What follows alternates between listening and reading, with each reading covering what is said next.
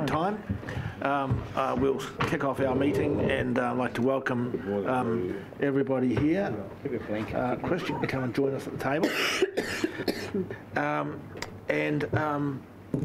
Mike, could you open our meeting for us, please?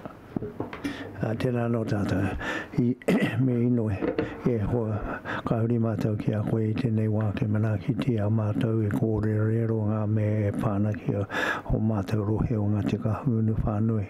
Ko te tūmanaka o te ngāka ko tai tarangi maere ki a mātou a koe rere ke he tihi ngā whakaaro ki te tihi ki te tihi.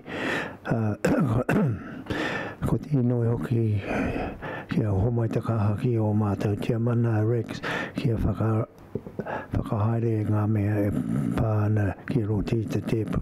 No reira, ko e nei mea ka pātai ki runga tingo I hukarate ake. Amen. Thank you, Mike. Do we have any apologies? We don't, do we? No. Any notices? No notices. So just as a little bit of a warning, we'll have Smoko at 10:30. We will be joined by the two recipients of our environmental awards, and then at 10 o'clock we will commence with those. At 11 o'clock we will commence with those awards. Okay, any conflict of interest? I have a conflict of interest in paper on the decision items public excluded. Yes, item 15. Should we talk about that at public excluded or and I'm just declaring it now, yeah, and advising you that at the moment that paper is for consideration. I will be vacating the room until it's concluded. I appreciate that. Legally he doesn't need to though, does he? Yes. He does need to? Legally he does?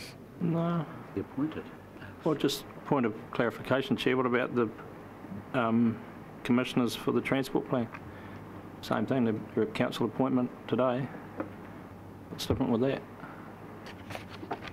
The advice I've received is that he doesn't need to absent himself, but that's a choice that he can make himself. Yeah. So it's not strictly legally required. And he's decided he will? Yep. So that's good. Okay, so we'll move to confirmation of the minutes, the last meeting. Strictly speaking, he doesn't have to. Always going to carry my card vote. Can we avoid the chitter-chatter, guys? I'll move. We'll move. Do we have a seconder for the minutes? Benton? All those in favour? Aye. Carried, thank you. So follow-up from previous council meetings.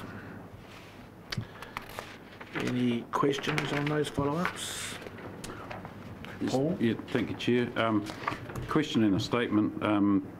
First one, I'm referring to the email from Jane Lawrence, which was a follow-up. The query one about what's happening out at Awatoto. It's something, just I suppose, a bit of a heads up, something I want to look into a bit further. I mean, I know when my kids go past there in the bus every day, they call the place Stinkatoto. So there is an issue with, I think, with smells coming from that area. And it's not a good look for one of the major entrances into Napier as well, I think. So. Do you mean all the smoke that comes in the morning, or steam? No, the smell when you go driving past, yeah. So the biggest source of odour there is the Napier City Council waste treatment plant. There's a minor sulphur smell potentially from the fertiliser works, and then the other big source of smell is the composting operation at Biorich. It's three, isn't there? So there are three sources, at least three sources there, and there's some wool scouring related to the carpet manufacturing there as well. So all in all, it's and that site has been developed for the reason that it's away from residential areas. So there is an odour issue, but I'm happy to talk to Kathleen. We're not aware of anything in terms of that presenting a health issue. Yeah. But look, I drive along there every morning as well, and it's frequently unpleasant. Yeah, and I was So that wasn't. I just wanted to raise that issue. So I'll be having further discussions on that. And the other one, query 2, where I spoke about capacity in the Esk Valley for new water takes. Malcolm's response was quite correct in that where he goes through, but the issue I have is that I've had a number of people, they're obviously not from the Esk area, they fall into the Ahuriri catchment, as he makes reference to in his last paragraph, so I got that a little bit incorrect. But it's this whole issue of inefficient, when efficient bulls become inefficient, which I appreciate as a challenge we've got throughout the region. So again, it's just something that I want to try and get my head around a bit better at some stage.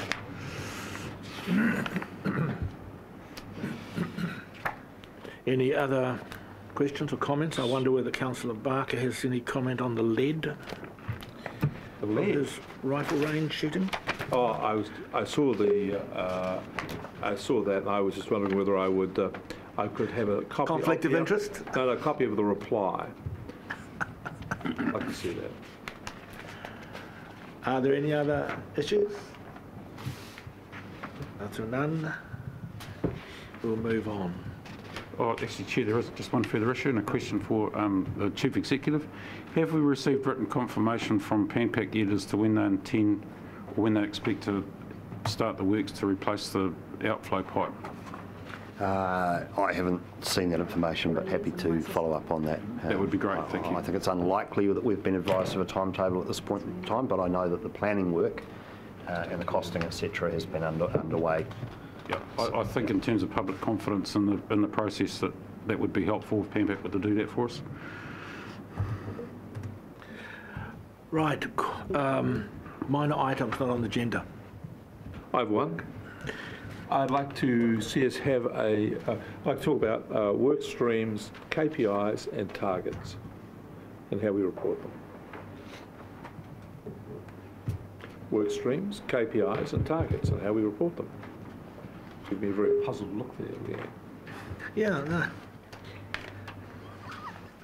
I'm just going to put down Rick. Paul. Thank you, Chair. Work streams. Minor item, Section 36 charges for CHB Water Holdings Limited.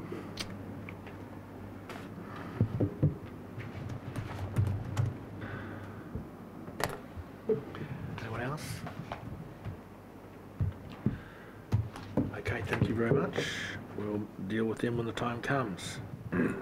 Okay, item 6, significant council activities. Questions? Or comment?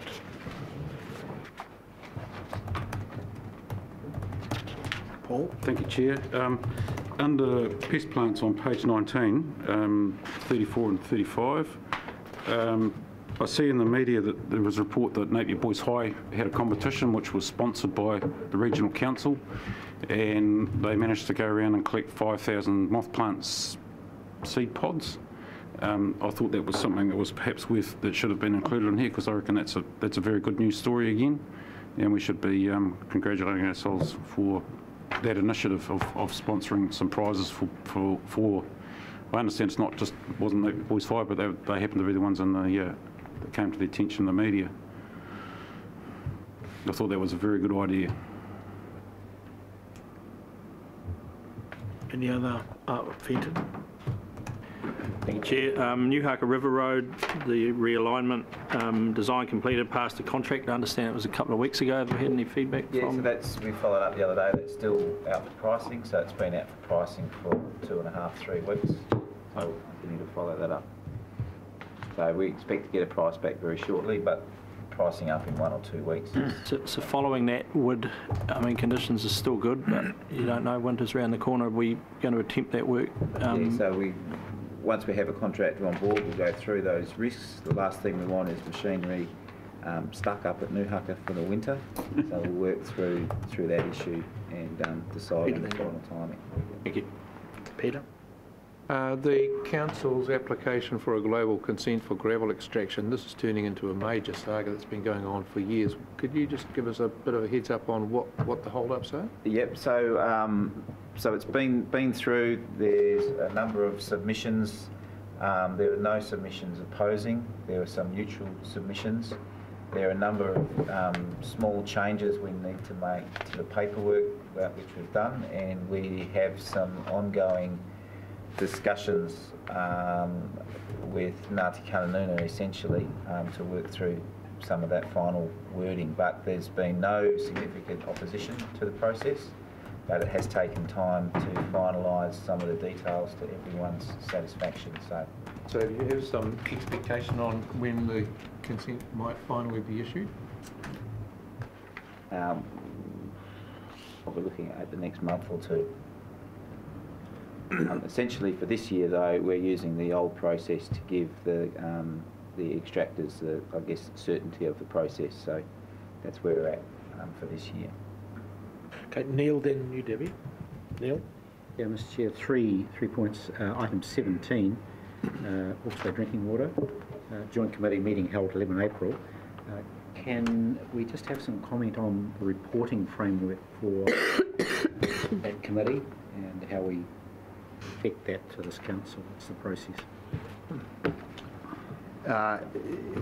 My understanding was that we had determined that as a joint committee of council, its minutes along with, we had the same conversation with the Civil Defence Joint Committee on Monday, should be just routinely provided to council as part of your agenda packs, and that will give you the ongoing reporting of that committee through. So at the moment that has not been happening, is my understanding.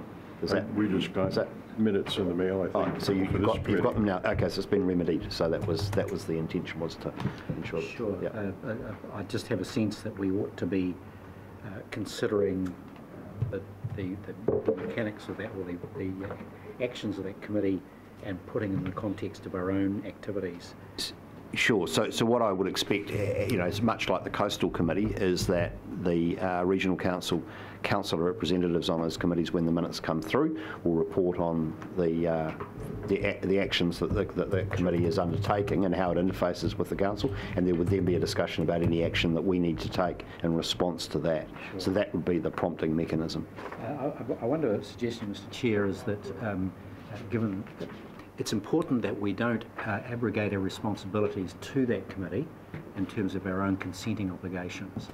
So I wonder whether, in fact, the outputs of that committee could be incorporated into the regulatory reporting framework to marry up both the recommendations and actions of that committee alongside with reporting of the consents associated with drinking water. Look, the short answer to that is yes. Our interactions with the Joint Committee have been predominantly around planning issues as opposed to consenting issues, and we've been very clear with the other councils that we keep our independent consenting role very much to ourselves, and it's not for that committee to stray into oversight of that. I accept that. What I'm suggesting is that we have a regulatory function. It needs to be independent and robust for obvious reasons. And I wonder whether, in fact, the right place to report the actions of that committee should come through and be aligned with that reporting. Okay, let me take that away and think about how we best present that. Mr Chair, turning to item 46, Wairau District Council wastewater discharge replacement consent. We had some discussion about this previously. I just wondered whether there had been some level of time frame around a Section 92 request, and how we plan on addressing that request and outcomes. So it's not normal practice for us to put a time limit on a Section 92 request. In my understanding is that we've made good progress in terms of receipt of the information that we've sought from Wairau District Council. There was some further ecological surveys of the river bed where the outfall currently is that was required, and that maybe taking a little bit longer, but we're certainly looking to have the Section 92 process complete and then advancing the consent to notification within the next month or two. So it's all reasonably imminent. This is not going... Formal timeline expectation, is that what you're saying? Well, certainly there's a mutual expectation that this be expedited as soon as possible. They're operating with an unconsented outfall at the moment that is subject to an abatement notice, and we've made it very clear that we expect from them a resolution of all those issues as soon as is practicable. I wonder then, could we have at our next significant staff activity report some level of indication around time frame? Sure. And finally, Mr Chair, if you indulge me, item 48, CHP Wastewater Working Party Reference Group report back due May. Has that report been received?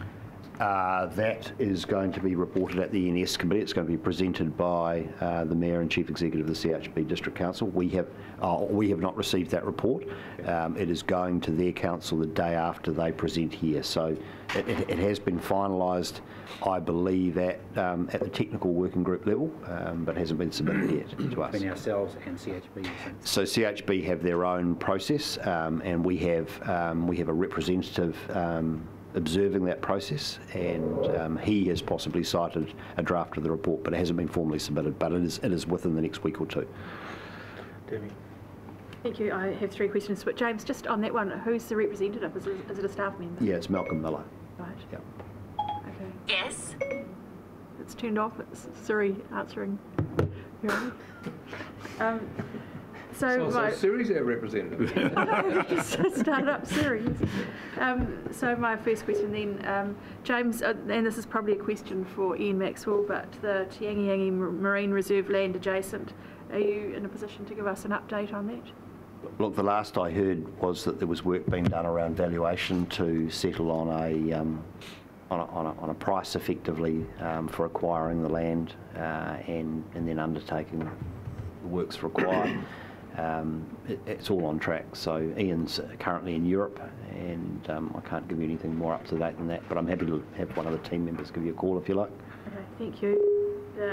Just to stress the importance of those gravel consents that Peter discussed with you, Chris, because that is, I mean, those gravel levels, and you would have seen them, they're just getting closer and closer to that bridge. Yeah, so the Bones Bridge I'm discussing. The global consent isn't actually impacting any extraction. The extraction is occurring under the old methodology, and then one of the benefits, of course, is the longer tenure some of those extractors will have. But just to reiterate, it's not that no extraction is occurring; it's just occurring under the old system. More happening down there. And the other thing that's for you, Chris, the Upper Tuki scheme. The changes in the rating system. Yep. I'm interested in that because last time your predecessor did this, he went and engaged a consultant and they went off left field and left a great bill for the Tuki scheme and nothing positive came out of it. So how's that going? That's right. So we've just commissioned a independent consultant to have a look at it. Part of the reason is the capacity of the existing staffing levels to do that work. As you know, Craig's involved in that, and he's actually in Canada for 6 weeks at the moment, and he's involved in a lot of other work. So to get it done in a good chunk, we've put it out to a consultancy. It's pretty low value at the moment, but it will allow us to move on. So will you just be looking at smoothing some of the pitfalls between neighbours at this stage in that rating scheme? So at the moment, we're looking at a few things. One is to take out any known errors, so that's a key part. And the other part is some recommendations on how we can make it more equitable. So we need to look at those recommendations first, and we're happy to discuss them with you when they come through. That'll be good. Thank you. Peter, and then Tom, then you, Alan. Number 50, National 50E, National Policy Statement on Productive Soils. As you know, James, I have little confidence in HPUD's ability to protect the productive soils on the Heretaunga Plains. And in fact, as you're aware, I've received recent information from our staff that indicates that in fact it's not 2,000 hectares of productive land that's been swallowed up since 1960 odd, it's 3,800 hectares of productive land. So we've got a major problem here. And and I'm hoping that the NPS on productive soils might deliver more powerful tools for us to be able to put some protective measures in place to protect the Heretaunga Plains productive capacity. But I don't know anything about the shape of this, and I'm wondering whether you or any of our staff have been consulted on this, and whether it's likely to actually result in the type of protective capacity that we need. Can you give us a bit of a heads up? Well, I think it's too soon to tell how prescriptive or directive the NPS will be. It's very early days, so all we understand is that there's been a decision by ministers to progress one, and the early scoping of that is being undertaken by officials, and there hasn't been any formal consultation with us at this stage. What I'm happy to do is ensure that we give you a bit of an update on what we do know. Of course, being a national policy statement, it's got to go through the convoluted process of being reflected back into the regional resource management plan, and then potentially into district plans as well. So I wouldn't be holding your breath that this is going to result in any imminent restrictions on land use. So probably in the meantime, HBUDs is our most effective mechanism to jawbone our colleagues and apply pressure to them to make good on the strategy and to minimise the degree to which land is being allocated for anything other than productive uses. So, but look, we'll get you an update on where that's at. I do know that that there's a large list there which Gavin Ide's working through in terms of national direction projects from central government, and this is just one of them. Okay, thank you. Item 47 refers to starting a process of processing some water take consents on the Heretaunga Plains. Two questions really. The decision that came out of the tank process to cap extractions from the aquifer, how is that officially codified or whatever? We announced something. Yes. And at that point, what is its legal status, or by resolution of the council, should we codify? I mean, I'm a little unclear as to what exactly its status is. And secondly, with these now being processed, I assume there have been others coming in since we made that announcement. I assume that in all of these cases where we are employing the direction of the tank plan change, expected tank plan change, to begin ratcheting these down to reasonable use levels, et cetera? So the answer to that is no. So we've got no legal ability to implement any aspect of the proposed tank plan change at this point in time. So these consents are being rolled over on a short-term basis, and they're being rolled over on the basis that they will be reviewable the moment that the tank plan change becomes operative. So they're essentially ensuring that the operators who now have expired consents can continue operating, but they are being rolled over on the basis of the current provisions in the Regional Resource Management Plan. So they're on notice, and they will understand that as soon as tank becomes operative, that their provisions will change in terms of their allocations, etc. So these are status quo consents. With respect to the cap on any further allocation, the only formal mechanism we have to codify that is a plan change, and ultimately the tank plan change will give effect to that. We're in the murky territory at the moment where we have announced that we are in possession of scientific information arising from the tank plan change process that gives us due justification for not allocating further resource. Now, someone could test that if somebody could test that in court if they wish to, and we would have to put our science that we've done for tank up, and we would have to say that we have reasonable cause at this point to not further allocate. And so we are empowered to do that, but it gets us into a more contested space than it would be once the plan is fully operative. And we've had nobody has tested that at this point in time. Alan. Yes, Mr. Chairman, item 54 the project description reads regional road safety. That is incorrect. It should read regional transport planning. Whilst road safety will be a component of it, it will only be a component, and the study itself will be an update and a replacement for the 2012 Heretaunga Plains Transport Study, which really set the scene and resulted in the developments that we've had in recent years. It'll set the scene for the next 10 years. So if we can change that to transport planning. That's fair. Noted. Yep. Neil? Oh, sorry, back to you. Yeah, just to follow up, sorry, Chair, just to follow up on... Having double hits at these things, by the way. No, well, it's a follow-up, another question that came out of the response to Councillor Belford on number 47.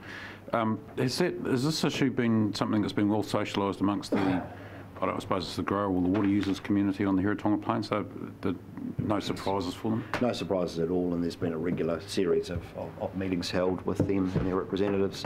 So I think everybody understands the situation. Cool.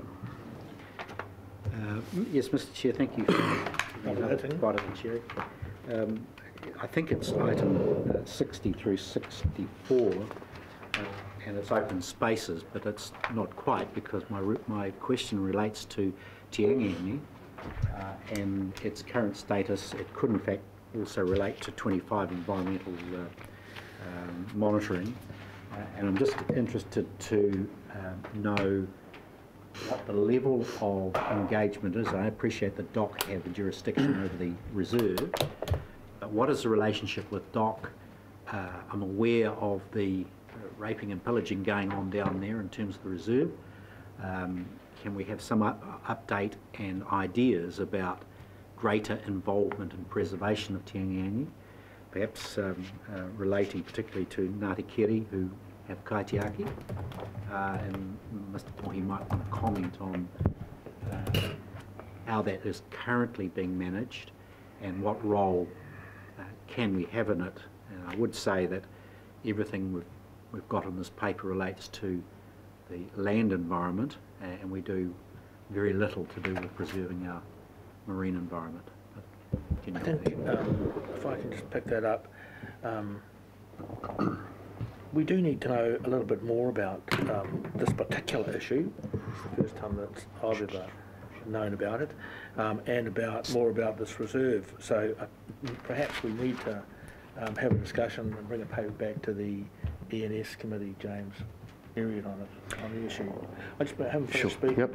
I have some concern that I just heard you say we're thinking about buying land. I have some concern that the community is buying land of our farmer because his practices aren't sustainable.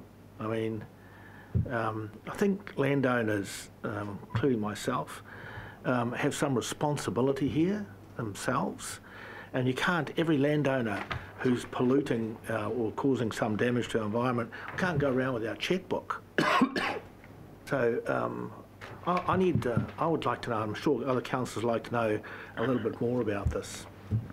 So can we just not come... Look, I think we should come back with a comprehensive response around that, particularly when Ian's back. He's been most heavily involved in the discussions with the landowner and with the trust that currently exists that looks after the land side of all of this. And you mean a trust owns it? Well, there is a trust already in place that looks after the public access that goes along the coastal margin there, and they've been involved with a whole bunch of planting of the erodible slopes, and the expansion of the area into protection is envisaged to go to the trust for their future stewardship. And so Ian's best placed to talk about that, but I appreciate that Councillor Curtin is also raising the question of our involvement in marine reserve management, and the most recent poaching issue will have been dealt with by MPI under their fisheries responsibilities as much as DOC as well, and where we sit in that space I think we probably need to come back to you on. Mike. Yeah, just background for Te Angiangi, as Councillor Curtin said, Ngāti Kere are the guardians.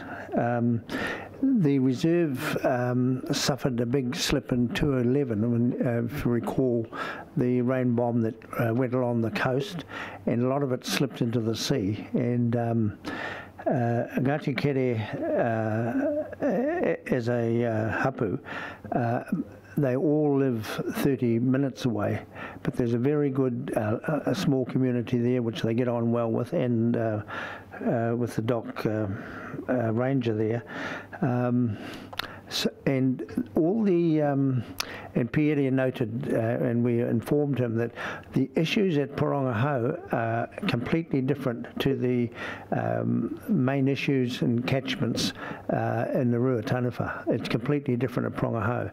And unfortunately, our delegate, Paul Searcy, is still in hospital, recovering from a personal injury, and of course he had the suicide of his granddaughter looking after his wife on top of that. But this is something that would be very good for to be talked about at the Maori Committee. Yeah. So it's a very good Pākehā community there that are involved, and they do involve the local hapu. Excuse me. Okay, any other follow-ups? I guess, James, just like to acknowledge the work that you and your team are doing here. It's quite incredible, really. And the interest from councillors in the work program that you do on a monthly basis is quite phenomenal. Okay, we don't have to accept the follow-ups, the work plan, so we'll just move on to item 7. And don't we want to receive the report? I don't need to, but... I'll move that, Chair, that we... Okay, we've received the report, we can be pedantic. Rick will be seconded. All those in favour, aye. Chair, I'll just also note that next week at your Corporate and Strategic Committee meeting, you'll get the quarterly organisational performance report, which will give you a much broader set of metrics across all council activity. This was just the monthly snapshot. Welcome, Anne. And, thank you, Mr. floor Chair. is yours. I think it's probably quick. Pretty quick, yeah. Thanks, Mr. Chair. Yes, I won't go through the report. It's fairly self-explanatory. I just would like to note that we received a submission, a late submission, but technically not late, in that they tried to submit it and had some technical failing which they didn't pick up from their end, Hastings District Council. So that was quite a substantial submission. I think that was the issue, just trying to upload it electronically. Luckily, the staff member thought it was odd that he hadn't received any acknowledgement and contacted us. So we have now that will be included in the hearings agenda. And just also to note that we're proposing a change to the hearings panel to be Councillors Dick, Bailey and Barker. Councillor Wilson's not available. Take any questions? Right, questions? Anton? Just trying to find, I'm not sure who would have submitted it, and reading through here I can't pick it up, but did the Wild Mobility Service put a submission in? Yes, they did. They did. I think it's under the name of Shirley somebody. Oh, well, yes, it's in here, yeah. Yes. Someone I don't know. Submitted 19. 19, was it? Yeah. Page 41.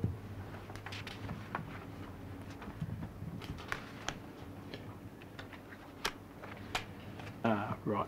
They've noted the absence of a detailed policy statement by the local representative. Unsubstantiated. Okay, any other questions? Right.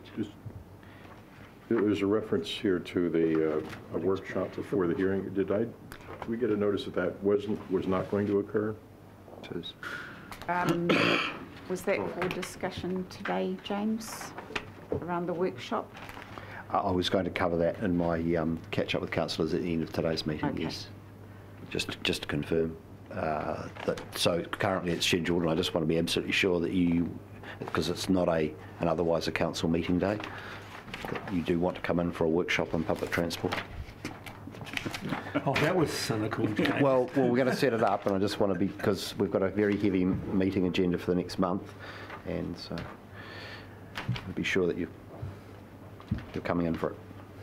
Any other questions for Anne?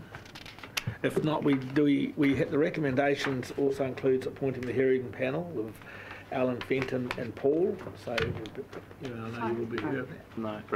Fenton got the sack. Fenton's sacked.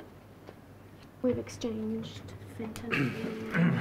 Fenton is otherwise. He had to roll out the A-team chair, so DC's kindly stepped up, and actually, in all seriousness, I thank him for taking the time to do this. I'm unavailable that day, so. Okay. Fenton's Change that to Rick. He's getting nominated for all the jobs, eh? Okay. So, do we have a mover? Good move. Fenton, seconder. Second. Peter, do you wish to speak? Oh, just to again thank Councillor Barker for helping my program out that week. Much appreciated, and all the work that's gone into this from Anne, obviously, has been, and Alan has been. Councillor Dick has been instrumental in a lot of this stuff. And if you could please give my Whitehall compatriots a fair hearing on the day, I'm sure you will. It'll be much appreciated. Thank you. We note that Peter? Save it for later. Does anyone else wish to speak? I'll just, Mr. Chairman, I'll just say that I approached Councillor Barker to see if he would substitute. I felt that it was important to have an urban person and someone with some experience in public transport, and of course he served on the Transport Committee in the last term. No, excellent idea. And I do see that some of these submissions are quite passionate. People that are passionate about this are passionate, and there were some very good submissions, I thought. They're generally very positive. Yeah. Mr. Chair, would this coming from the West Coast count as a urban person, or how does that work? We're everything over there. Any other speakers? Do we have a mover and a seconder? All those in favour of accepting the recommendations 1, 2 and 3? Aye. Aye. It's carried. Thank you. Thanks, Anne. Thanks for all the work you do on this. Thank you. Right. Item 8, report from the Regional Planning Committee. Who's going to do that? Because I wasn't here. Chair, look, I can speak to that. The substantive recommendations relate to the adoption of the draft outstanding water bodies plan change for pre-notification, and we are proposing 4 weeks for that pre-notification period. There has been extensive consultation with Tangata Whenua in the lead up to the development of the draft plan change.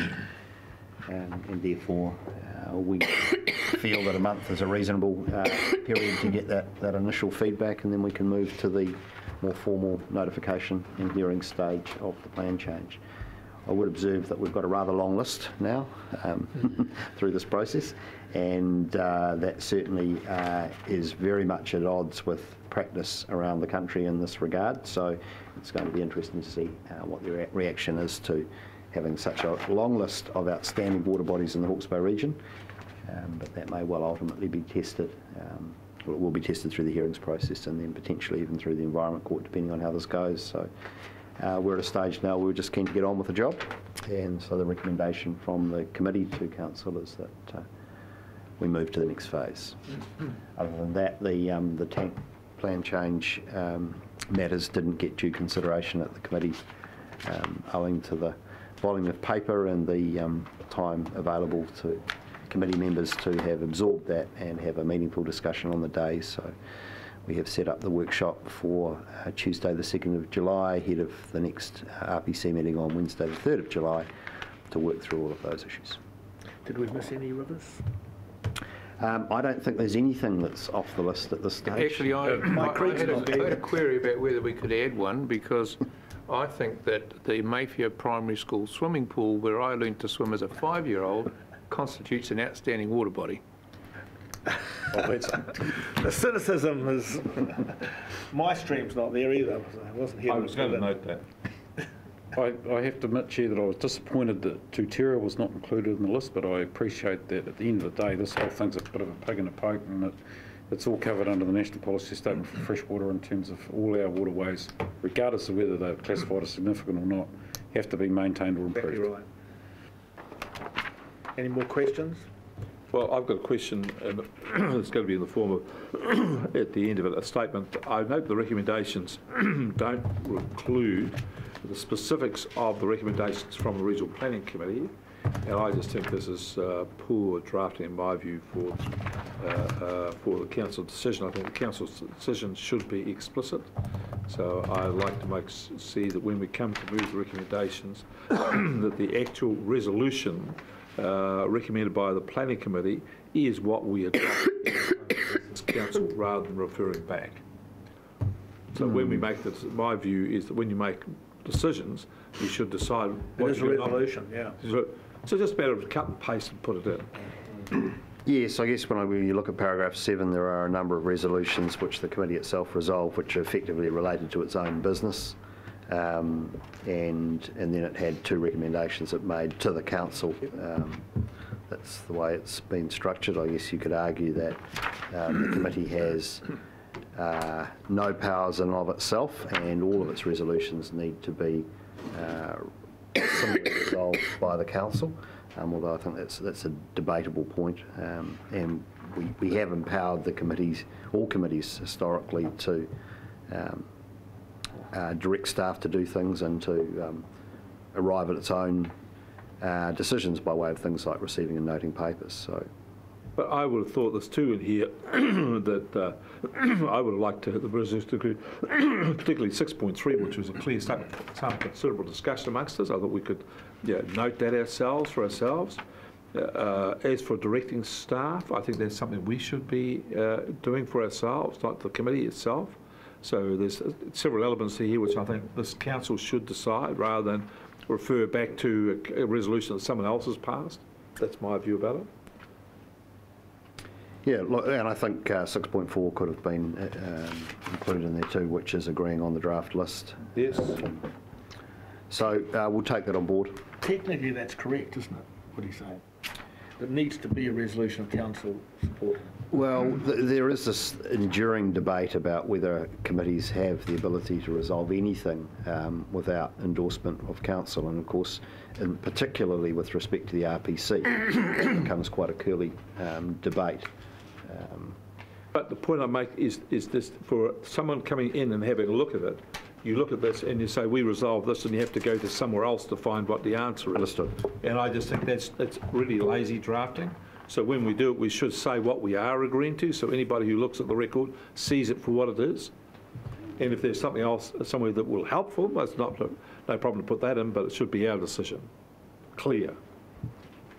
You kneel then, Tom? Yeah, well, Mr. Chair, I have a similar matter in regard to 8.1, paragraph 8 and 8.1, and just want some clarification because sure the matter's to lay on the table, and that was the resolution, and that says as deferred to the 3 July Regional Planning Committee meeting. Yes. But there's actually, that's a workshop, isn't it? No, the 3rd of July is the meeting, the workshop's the day before on the 2nd. Oh, it's the 2nd. Yes, so formally this will lie on the table for the decision making to the 3rd, and in the intervening period there will be a workshop to help us hopefully make decisions on the 3rd.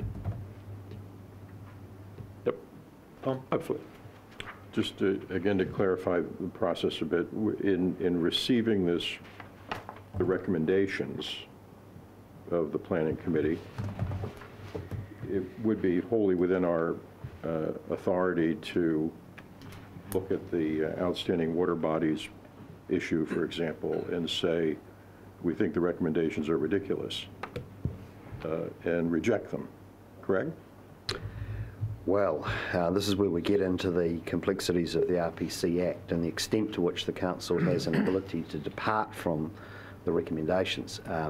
The way I read the Act at the moment is that you could express that view, but you would need to refer the matter back to the RPC. I understand that, yep. Right, yep.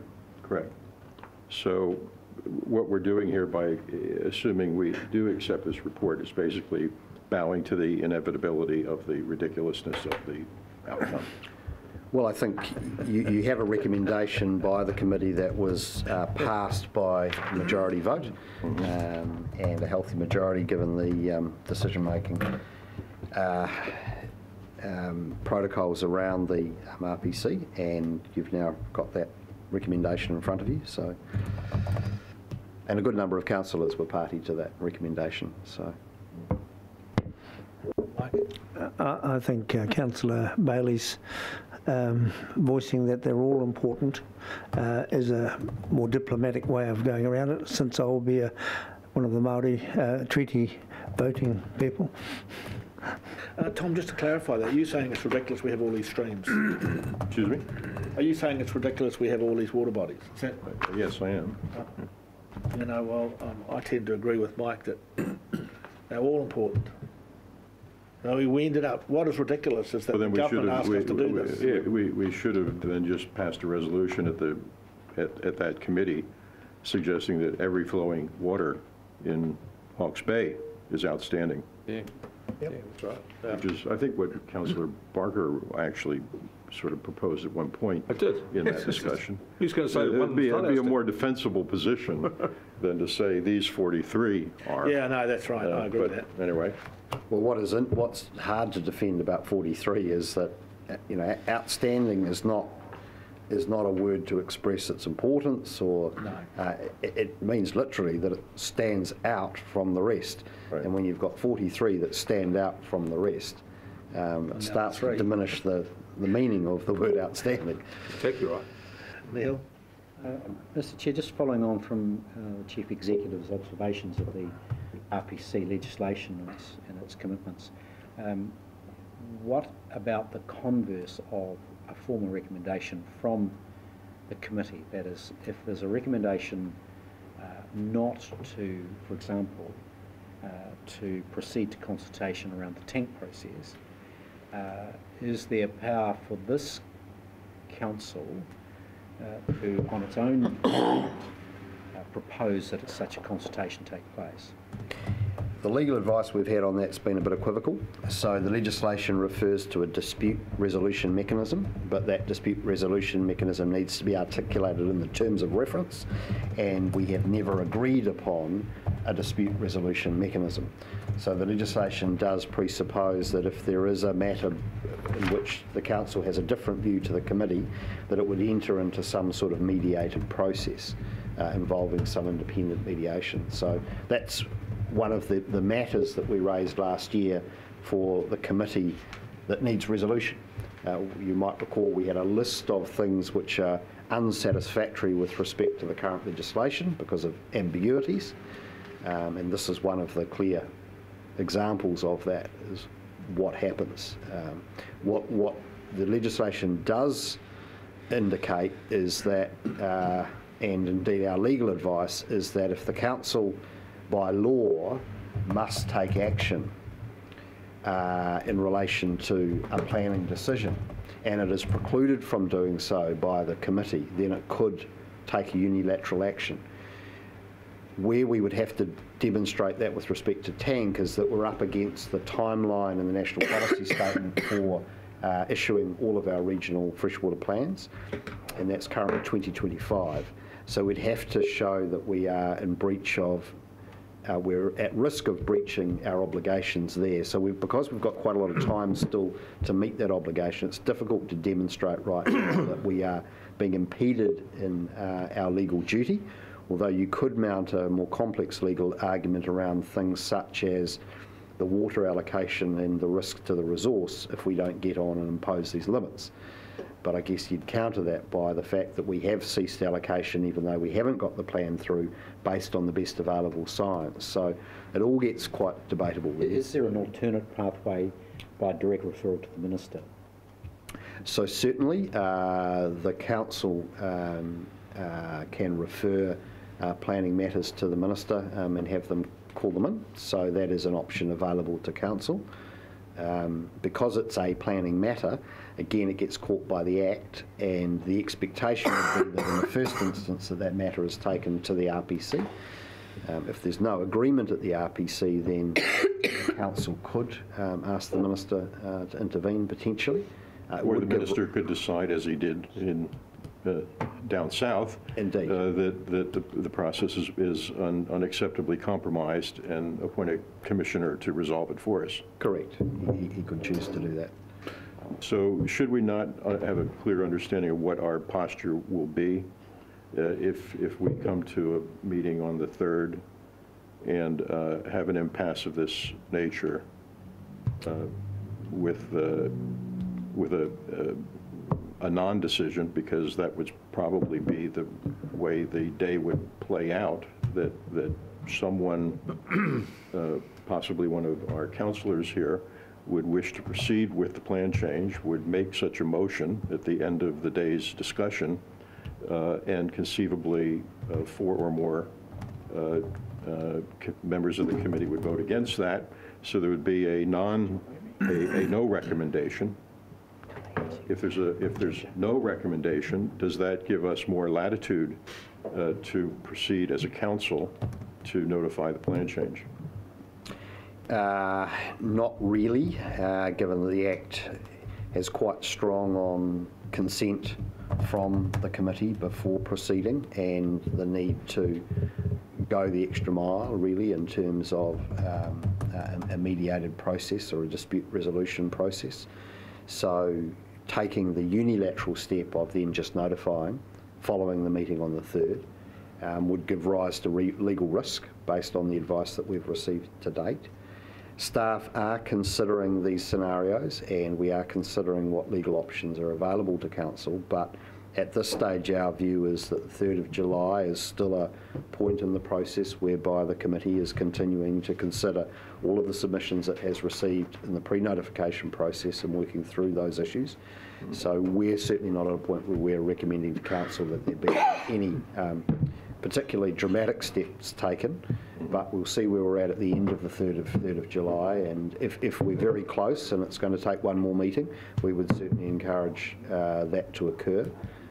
If we think that we're still miles away and this is going to drag on for many more months or potentially into next year, we would become more concerned and be interested in talking with you about alternative courses of action. So, But I just say, I agree with that advice, James, and I think any discussion at this stage about a preemptive action might put us in a compromised position.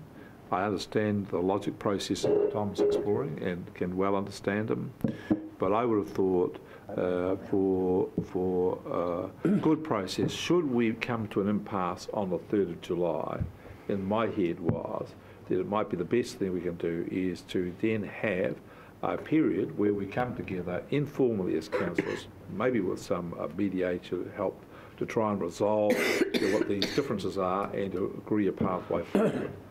So if we have then seen as council working with the Tangata Whenua reps to try and resolve these impasses, it then actually looks like it's, because it is, good process, and if at the end of that we can't, then at that point we then start to look at what our options are. I think we're 2 steps away from that in my view.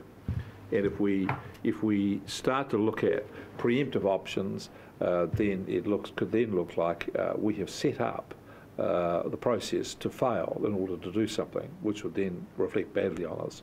And I know that's not what we're doing here. We're genuinely trying to get a pathway through it, but I think your advice on the process is exactly on the money, and I accept it. Any other comments? Rick, are you happy to move this as it is without the resolution factor? How do you mean? Well, the recommendations... as drafted. As drafted. In the paper? Yeah.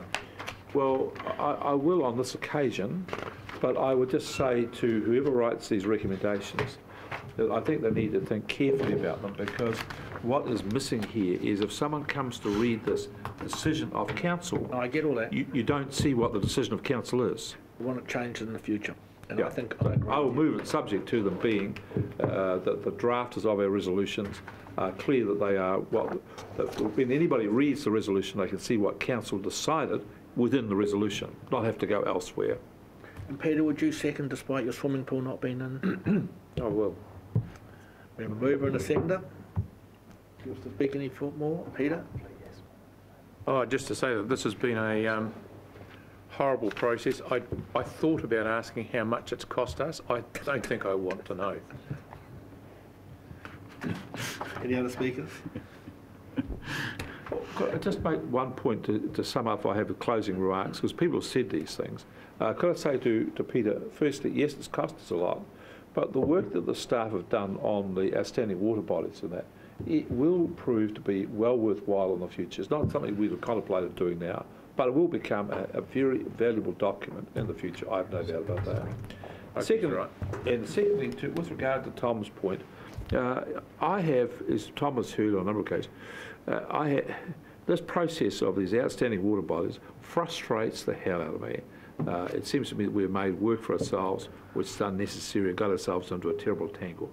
Now, if we were to do something which when mitigated all of that and we came up with a very sensible thing which is, well, that's right, then we would have shown the process to have the flaws it has. So moving through with this, we're actually clearly demonstrating the tangle we've got into this, so that the people can then say, well, it is a tangle. We've now got 40 water bodies and 43 water bodies in Hawke's Bay, which stand out with particular note from everything else.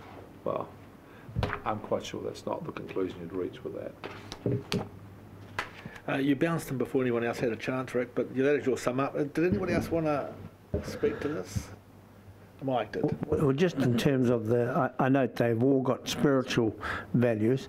I appeared before the Waitangi Tribunal a couple of months ago, and we were talking about how much Ngā Whenua pays for various big blocks to go into a covenanting situation. And one of the astute Māori members of the Waitangi Tribunal, he said, so how much do you pay for greater spiritual values? And it was a trick question, of course. So the spiritual values for a tiny little rivulet are just important to those people that are aligned to it or have got a marae near to it as the Ngāruaroro. So it's almost, why is it there? But because they've all got it. You know, it is spiritually and culturally important to those people that it is aligned to. Yeah, and that is the point, really, and even though Rick has summed up, we were responding to a government demand that we do this, and from the very beginning it was a nonsense. And the fact we played the game with them, we got to here. We really should have said right at the beginning, this is a nonsense, we're not playing your stupid game. But we did, and we ended up with a double nonsense. A nonsense outcome, yeah. A nonsense outcome. So we have a move and a second, and we've had a summing up. So all those in favour of accepting the recommendations from the Regional Planning Committee, aye, say aye. Aye. Aye. Against? Passed. Thank you. Item 9, fixing the common seal. Move. Alan moves, seconded by Rick. All those, no speaking. All those in favour? Aye. Against? It is passed. So what we'll do is we'll go to item 11, which is... we haven't got anyone here to speak to. We've got Jess here. Blair was asked to be here at 10, so he can't be far away. I'm expecting Alice there and maybe Todd as well. So. Oh, for this? Well, we were going to move pretty quickly from here into the next item. Item 10 is the presentation. We thought we were going to do the common Just done the common seal. Do the minor items, Chair. We've fixed the common seal, Neil. Fix the common seal. Do the minor items. Minor items, Snooze your Yeah, lose we'll here, do man. the minor items. They're here. Okay, they're here. Well, let's do minor items, and then we'll come, when they come and do that paper, we'll get that paper done as well. Minor items, so Rick.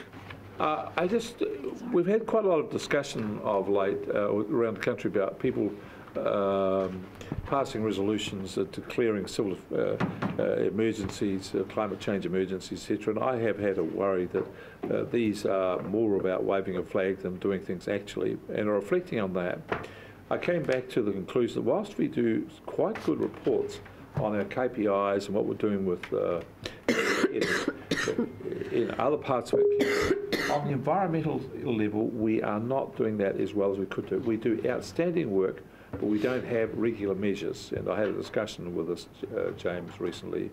But I think we need to find a mechanism whereby we report to this council through the ENS, of course, on where we're making progress. For example, we've set aside 30 million for restoration of riparian strips and of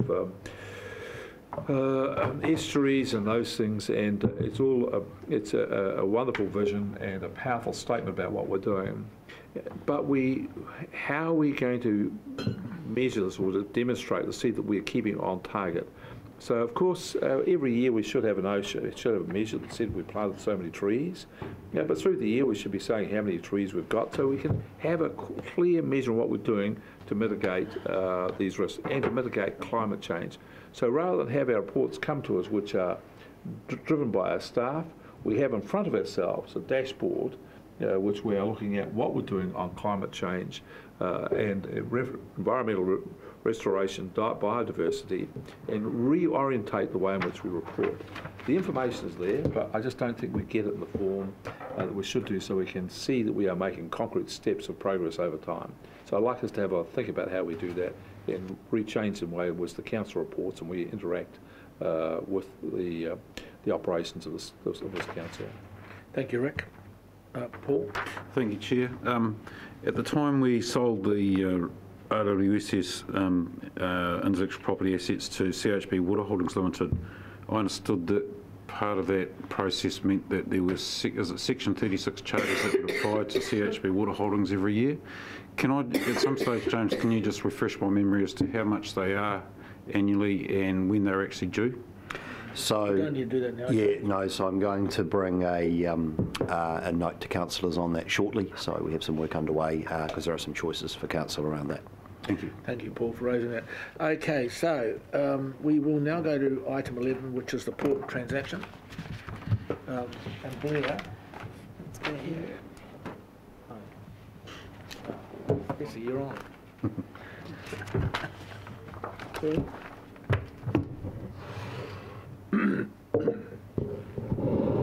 Thanks. Thank you, Chair.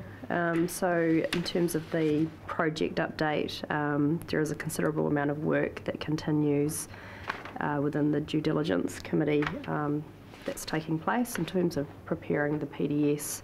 The Executive Steering Committee has produced papers which are coming to Council today in a public excluded session due to the commercial sensitivity around the content, particularly around the IPO structure and strategy. And we are expecting to make a media release following the council meeting this afternoon. Let's just walk in the door. Well, it's too late. Well, if there are any questions around the project, happy to take them. Blair can hopefully help answer those. Yeah, so any questions for Jessica? Well, Mr Chair, the next steps at item 7, I'm just... Yes, there's an error there, I think. It's an error in the next steps in the paper. So the paper is incorrect. Is correct or is incorrect? Apologies for that. So that is that the first of some other month? No, I think that's an error. It's from last month's paper, into this unfortunately. Yeah, sorry about that. Paste, was it? Yes. Right. Any other questions? My only question. Something.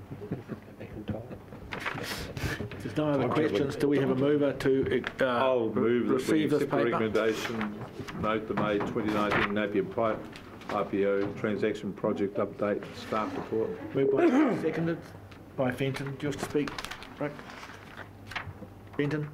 Nothing to add, Chair, no. Pretty straightforward. I will add. This is a very short paper, which is I'm fine with, for a very significant decision which we're all about to make this afternoon.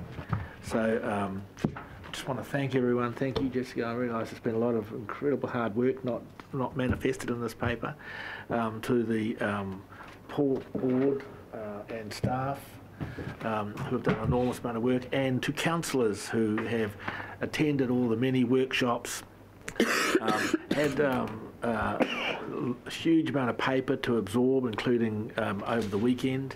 the complexity of this. We've all had to get our heads around the value to our community, the value to the future of our province. It's all just been a really huge exercise. So thank you, everyone. Paul, do you? Yeah, thank you, Chair. As you're aware, I wasn't in favour of the sale of the port, the way the IPO. But I would like to thank councillors when we got all the submissions in on that issue from the Airport Have You Say document. There were a number of different concerns that were raised by the public, which we put into themes.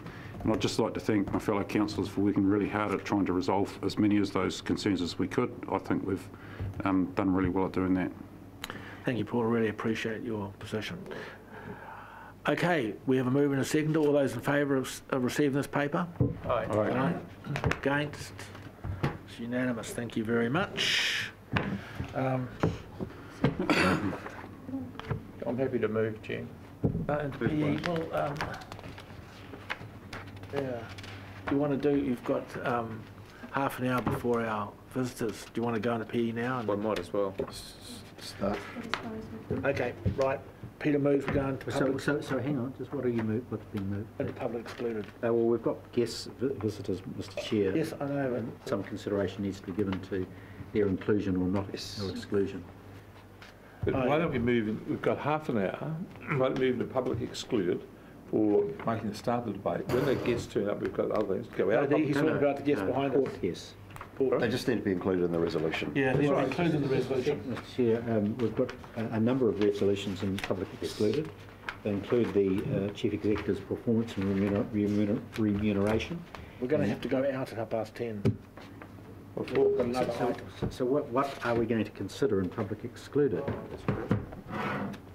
Offer design? Yeah, the offer design, number 13 will start. So that's the only item we're going to consider in this section of the public excluded. It's hard to know how much progress you'll make in we can do 25 minutes. You might want to go into public excluded for both. Just to foreshadow my concern, Mr. Chair, certainly I'd be concerned if the visitors were to be included in the Chief Executive's performance and remuneration. And secondly, Mr. Chair, I'd be concerned if they were also present for the appointment of directors. Understood. They won't be. No, that's correct. So we're only dealing with just one for items 13 and 14. 13 and 14 will potentially. Okay, we have a move. Do we have a second to public excluded? I move seconded. Seconded. All those in favour? Aye. Against? And the resolution includes 3 people from... And the resolution includes 4. Actually, and Blair. Yeah, Blair, right? Yes. But only for consideration of agenda items. Well, 13 and 14. 13 and 14, yeah. Only. Yeah.